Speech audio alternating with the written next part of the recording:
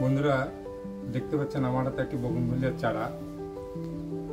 এই বর্ষাকালে বিশেষ করে এবছর যা বৃষ্টিপাত নিম্নচাপের প্রভাবে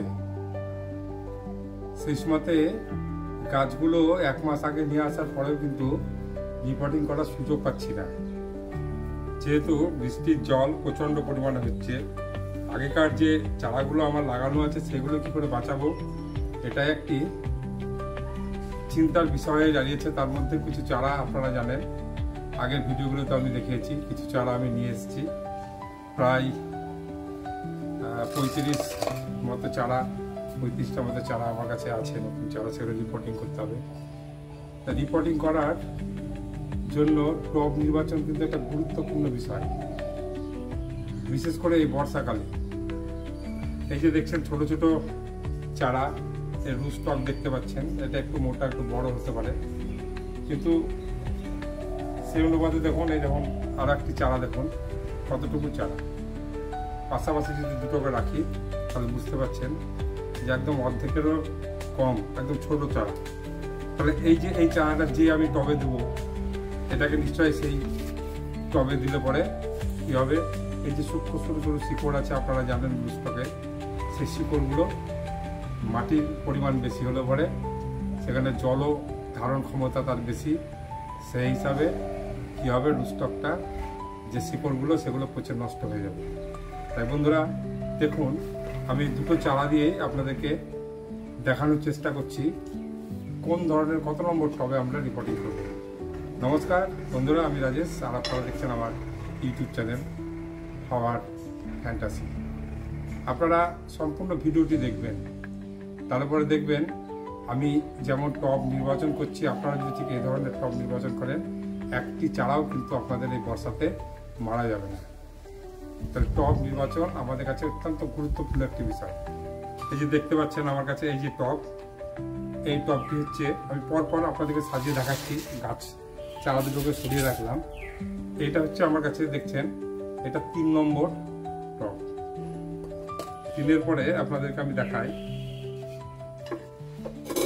এই যে দেখতে পাচ্ছেন এটা রানাঘাটের 6 বলা হচ্ছে। আর আমার কাছে এই যে এটা লোকাল, এটা 5 নম্বর টব। আর একটা টব দেখাচ্ছি, এটা লোকাল 3 নম্বর টব, দেখতে পাচ্ছেন। এটা সরি এটা 4 নম্বর টব। তাহলে আপনাদেরকে দেখাচ্ছি 3-এর পরে দেখাচ্ছি 4-এর পরে এটা হচ্ছে 5 লোকাল, এটা 5, আর এটা হচ্ছে রানাঘাটের 6 নম্বর টব, আর এটা হচ্ছে লোকাল 7 নম্বর টব, আর এই যে দেখতে পাচ্ছেন রানাঘাটের এটা হচ্ছে 8 নম্বর টব। যে কোনো টবে কিন্তু এগুলো রিপোর্টিং করে দেওয়া যেত যদি বর্ষাকাল না হতো। এটা যদি ফেব্রুয়ারি মার্চ মাস হতো তাহলে পরে কিন্তু আমি একদম ডাইরেক্ট 8 নম্বরেই কিন্তু রিপোর্টিং করতাম। কিন্তু যেহেতু প্রচণ্ড পরিমাণে বৃষ্টি হচ্ছে, একদম লাগাতার প্রায় 2 মাস ধরে আমাদেরকে এই বৃষ্টিতে গাছগুলোকে সুরক্ষিত রাখতে কষ্ট হচ্ছে। আপনারা নিজেরাও জানেন, যাদের বিশেষ করে ছাউনি নেই তাদের তো ভীষণ মুশকিল বগনভেলিয়া চারাগুলোকে বাঁচিয়ে রাখার জন্য। তো বন্ধুরা আমি কি করব, কোন ধরনের টব নির্বাচন করব, এই যে দুটো চারা, এই দুটো চারা দিয়ে যদি আমি আপনাদেরকে বলি, তাহলে প্রথম যেটি এই যে বড় চারা, এটা আমি এই 6 নম্বরে, এই 7 নম্বরেও দিতে পারি। আপনি এটাকে 5 নম্বরেও দিতে পারেন, 6 নম্বরেও দিতে পারেন, 8 নম্বরেও দিতে পারেন, কিন্তু এটা 3-এ দেওয়ার কোনো প্রয়োজন নেই। এর গোড়াতে যে মাটি আছে সেটা ধরবে না। কিন্তু বন্ধুরা এই যে 4 নম্বর টব, 4 নম্বর টবে এই যে ছোট যে চারাটা দেখছেন, এটা আমি দেবো। এটা আমি 3-এও দিতে পারতাম, কিন্তু 3-এ দেবো না, আমি 4-এই দেবো। তাহলে এই যে এই গাছটি আমি 4-এ দেবো। এই টব নির্বাচন কিন্তু অত্যন্ত গুরুত্বপূর্ণ, সেটা আপনাদেরকে বললাম। বিশেষ করে এই বর্ষাতে আপনারা 4, 5, 6 তার বেশি বড় টবে কোনো মতেই আপনারা রিপোর্টিং করবেন না, পটিং কোনো মতেই করবেন না। তা আমি কিভাবে পটিং করছি আপনারা বন্ধুরা একটু দেখুন, আর মাটিটা আমার কি সেটাও আপনাদেরকে একটু বলে দেবো, তাহলে পরে আপনাদের পটিং করতে সুবিধা হবে। আপনারা জানেন যে বগনভেলিয়ার মাটি কিন্তু ওয়েল ড্রেনেজ হতে হবে। ওয়েল ড্রেনেজ করার জন্য মাটিতে কি লাগবে, সেটা আপনারা জানেন, বিশেষ করে দোআঁশ মাটি ব্যবহার করতে হবে। কিন্তু যাদের মাটি দোআঁশ মাটি নয়, তারা মাটিতে বালির পরিমাণটা একটু বেশি দেবেন। তাহলে পরে এই যে আমি এই 4 নম্বর টবে আমি এটা পটিং করবো। দেখতে পাচ্ছেন এই যে একটা ফুটো আছে, এই ফুটোতে আমি একটা পাথর কিংবা ফোলান কুচি আমি দিয়ে নিলাম। দিয়ে নেওয়ার পরে আমি কনস্ট্রাকশনের যে বালি, সেই লাল বালি কিন্তু আমি দিয়ে দিচ্ছি। আমি প্রায় 2 ইঞ্চি মতো বালি এখানে দিয়ে দিলাম। দেওয়ার পরে আমি আরও 2 ইঞ্চি মাটি কিন্তু আমি এখানে দিয়ে দিলাম। এই যে মাটি, আমার দেখতে পাচ্ছেন মাটি। বন্ধুরা, এই যে মাটিটা আমি দিলাম, এই মাটিটা কি দিয়ে তৈরি, এই মাটিটা আমার কি আছে সেটা আমার মাটি তৈরির ভিডিও আমার চ্যানেলে আছে, আপনারা দেখে নিতে পারেন। কিন্তু তবুও আমি বলে দিচ্ছি যে এই মাটিতে 33% করে 3 রকম মেটেরিয়ালস আছে। একটা হচ্ছে বাগানের মাটি, সেটা দোআঁশ মাটি। আমি যে মাটি ব্যবহার করি দোআঁশ মাটি, সেটা 33%। তারপরে কনস্ট্রাকশনের যে লাল বালি, সেটা দিয়েছি 33%। আর আমি দিয়েছি ভার্মি কম্পোস্ট 33%। এই যে 3:1 দিয়েছি। আর 1% যেটা থাকছে সেটাতে আমি দিয়েছি হাড় গুঁড়ো, সিংকুচি, স্টেরামিন বা ব্লাড মিল। এটা দিয়ে আমার গত জুন মাসের প্রথম দিকে মাটিটা তৈরি হয়েছিল। আর আজকে হচ্ছে আগস্ট মাসের 10 তারিখ। তাহলে এই মাটিতে যে আমি বাইরে যে আমি এগুলো মেটেরিয়ালসগুলো দিয়েছিলাম, মাটি, বালি এবং ভার্মির বাইরে, সেগুলো কিন্তু অলরেডি এগুলো কিন্তু পচে মাটির সঙ্গে মিশে গেছে। মাটিটা একদম উপযুক্ত হয়ে গেছে গাছের ক্ষেত্রে। আর একটা কথা বলি, ভার্মির পরিবর্তে আপনারা কিন্তু পুরনো গোবর সার, পচা গোবর সার 2 বছরের পুরনো আপনারা নিঃসন্দেহে ব্যবহার করতে পারেন। তাতে কিন্তু বেশি উপকৃত হবেন ভার্মির থেকে। তাই বন্ধুরা দেখুন, আমি গাছটা পটিং করব। এই যে প্যাকেট আছে, প্যাকেট থেকে আমি এটা কি করব, এটাকে প্যাকেটটাকে প্রথমে কেটে নেব। অনেকে আবার এই প্যাকেটকে বাঁচানোর জন্য টেনে বের করতে চান, সেটা করবেন না।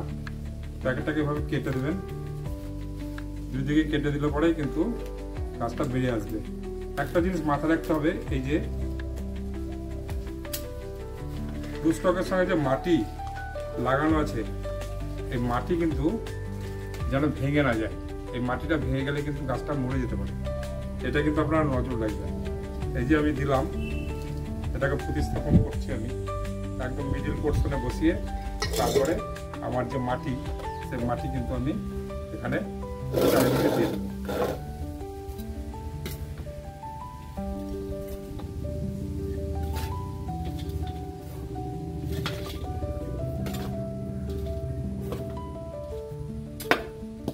দেওয়ার পরে টপটা কিন্তু একটু খালি রাখতে হবে বন্ধুরা।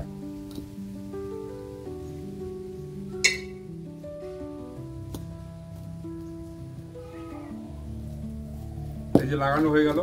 এরপরে আমাকে কি করতে হবে সেটা আপনাদেরকে আমি দেখাচ্ছি। এটা কিন্তু খুব গুরুত্বপূর্ণ বিষয়। পটিং করার পরে জল দেওয়া এবং মাটির সঙ্গে আরও একটা কিন্তু জিনিস আমি মেশাবো, সেটাও আপনাদেরকে বলে দিচ্ছি, আপনারা দেখতে থাকুন। তাহলে বন্ধুরা, এই যে আমি মাটি দিয়ে দিলাম চারিপাশে। তারপর আমি কি দেব, এটা মাটির সঙ্গে মিশানো যায়। আবার পটিং করার পরেও এটা দেওয়া যায়। এটা TV100, যার পুরো নাম হচ্ছে ট্রাইকোডার্মা ভিরিডিটি। এই যে দেখছেন সাদা রঙের, এটা কিন্তু আমি খুব অল্প পরিমাণে এটা কিন্তু এই চারিপাশে দেবো, তো মাটির সঙ্গে মিশাবো।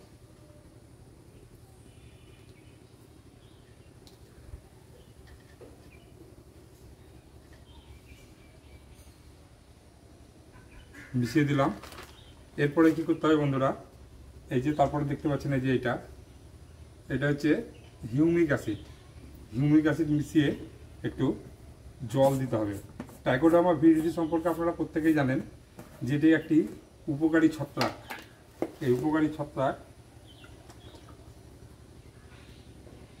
মাটিতে যে অপকারী ছত্রাক আছে সেগুলোকে ধ্বংস করে গাছের উপকার করে। এই উপকারী ছত্রাকে একদম 1 চিমটে আমি হিউমিক অ্যাসিড দিয়ে দিলাম। দেওয়ার পরে আমি এটাকে হাত দিয়ে ঘুটে নেব। এই যে দেখতে পাচ্ছেন হালকা কালো কালার এসছে।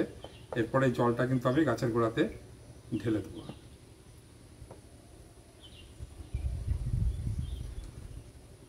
এটা কিন্তু পটিংয়ের কাজ আমার কমপ্লিট হয়ে গেল বন্ধুরা। এবার যে চারাটি আপনাদেরকে আগে দেখাচ্ছিলাম যে এই চারাটি আমি কত ইঞ্চিতে দেবো, এটা 8 ইঞ্চিতেও দিতে পারি। যেহেতু বর্ষাকাল প্রচণ্ড পরিমাণে বৃষ্টি হচ্ছে, সেই জন্য আমি 8 ইঞ্চিতে দেবো না, আমি এটাকে 6 ইঞ্চিতে দেবো। 6 ইঞ্চিতে দিয়ে এটাকে পটিং করব। নমস্কার বন্ধুরা, ভিডিওটি এখানেই শেষ করছি। আপনাদের কাছে প্রত্যেক অনুরোধ, আমার চ্যানেলটি একটু সাবস্ক্রাইব করবেন, লাইক কমেন্ট করে একটু সহযোগিতা করবেন।